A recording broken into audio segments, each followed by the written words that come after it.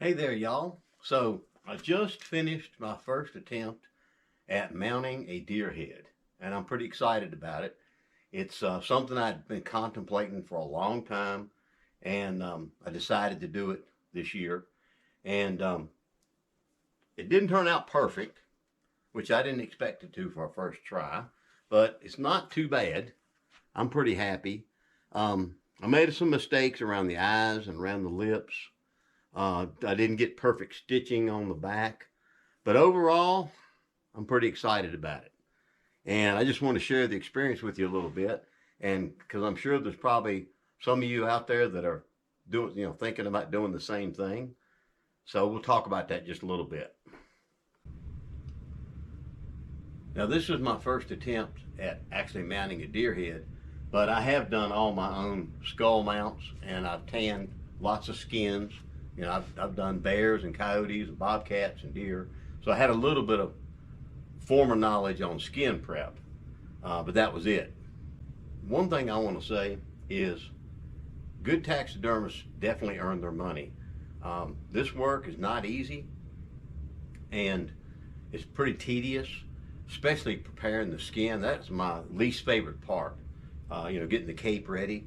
But it is very rewarding, of course, when you can do one yourself.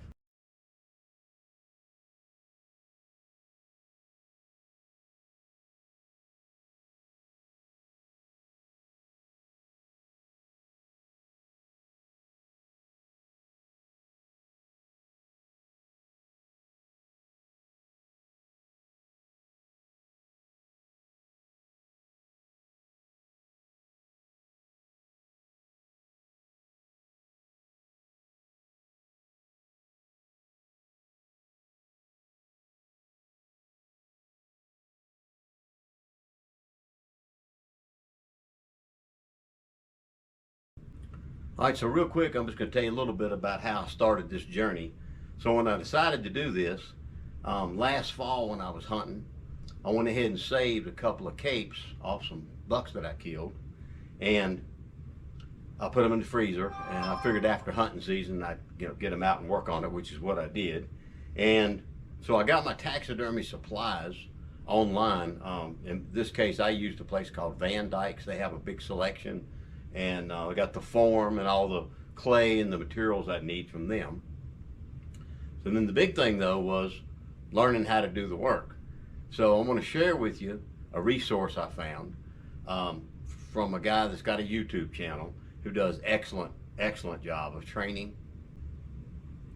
So this guy that makes these really good taxidermy training videos, his name is Daniel Williams, and his YouTube channel is called the Cedar Chronicles, and I'll put that up on the screen so you can see it. And he does an excellent job of showing all the little steps, what types of tools to use, and a lot of good tips. So I highly recommend, if you're interested in trying to do this, go to his YouTube channel and check him out. Now also, I'll tell you something really neat about this particular deer.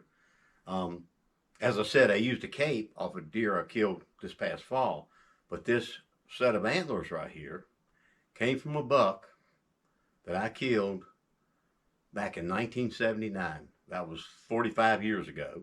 And it's always been special to me because it was my first ever 10-pointer. And so I've been holding that rack all these years, and I always thought maybe someday I'd try to mount it. So I'm really happy about getting to do that finally. And I really would have liked to have mounted this buck right here.